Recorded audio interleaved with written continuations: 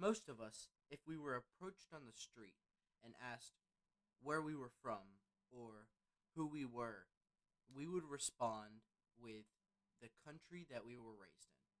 I personally would say, well, I'm American because that's all I've ever known. But Mark Gerzon presents a more in depth ideology. We should not just be American citizens, we need to be global citizens. We must unite together and push away all of our differences so that we can unite as one people, one humankind.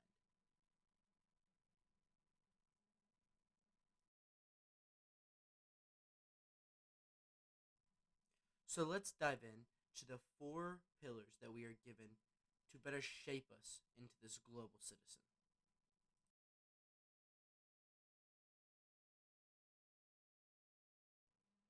Our first pillar tells us to open our eyes. It tells us to reflect on the ego and the pride that we as Americans sometimes tend to have and really analyze what led us to believe these things. Is it just what we've been taught? Is it the news? Where does this stem from? Is this from who we've been around? Gerzon calls us to find the truth in what actually happens in life. He says that we must liberate ourselves from the illusion of just what we are being told and what we are being led to. We're leaping to crazy narratives and perspectives that countries are bad simply just because of what bad people have done in those countries. So we must open our eyes to see the truth. Gerzon also gives us 5 levels of the evolution of a civic consciousness resulting in a global citizen. Starting at level 1 is egocentric. This is someone who only bases their worldview off of what they know personally, what their experiences are. They don't care about anything else that's happened. That's all they know, and that's all they're focused on. The second level is idiocentric. These people base their worldview on their group of people that they've done life with. So, for example, people who are white, or people who are black, or Latino, or Asian, or any other ethnicity only base their experiences and their knowledge and their beliefs off of their one ethnicity. Section 3 is sociocentric. This is based solely off one's nation. This is where many Americans sadly fall.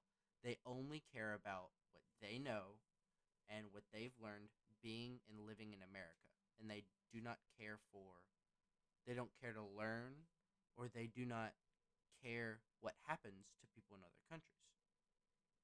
Section 4 is multicentric. People who are multicentric tend to have a worldview based off of multiple different cultures. So they've traveled the world, they've developed an understanding of multiple different groups of people, which allows them to shape a better understanding of the world. And then finally, the fifth group is geocentric. People who are geocentric base their worldview on the whole Earth. This is very, very hard to obtain, obviously. No one's going to be able to go across the entire Earth and develop this kind of worldview, but this is what we strive to obtain.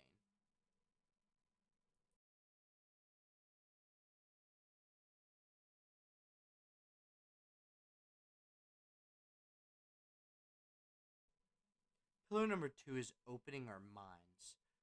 It calls us to register this American superiority complex and realize that we do not need to have this arrogance, to have this pride. Many believe that this is no harm, no foul. It's just national, it's just patriotism. It's fine.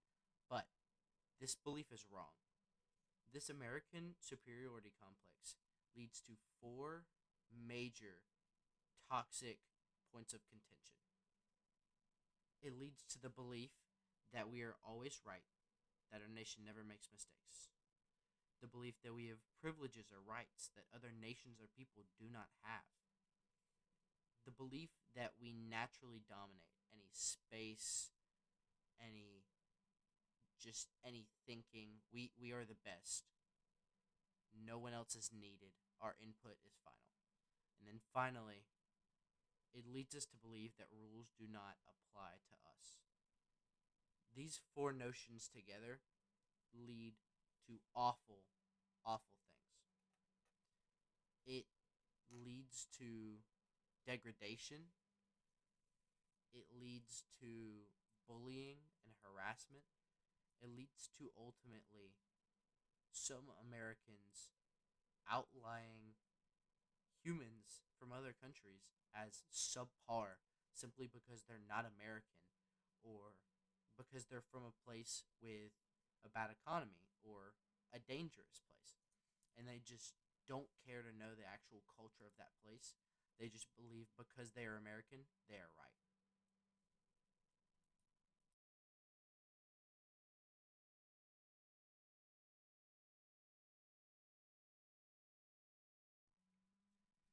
The third pillar is about opening our hearts. It's about connecting with the people around us and making meaningful relationships. To do this, there's some things must do first. We must accept other cultures. They have a right to exist the same as we do, even with different beliefs. So we must accept the fact that they should operate and continue to do what they need to do under their own devices. Secondly, we must get a proper understanding of these cultures. We must understand why they believe what they believe so that we can form this connection with them. Thirdly, we must become more knowledgeable of these cultures.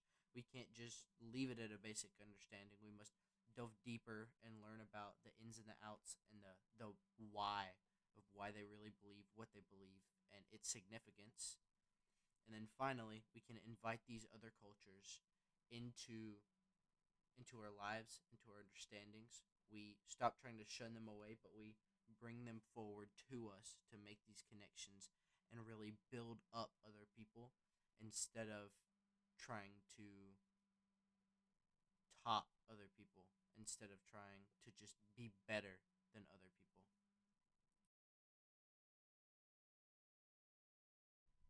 Finally, the fourth pillar is about opening our hands. It calls us to act on what is happening in life and not just sit around and wait. We must take our knowledge and connections of these other cultures. We must learn from these cultures surrounding us, and we must change the world. There are so many global issues right now that we cannot fix unless we work together as global citizens. From the poverty crisis to natural disasters to world wars and conflict, we must band together if we're to effectively find solutions for these issues and coexist across the world.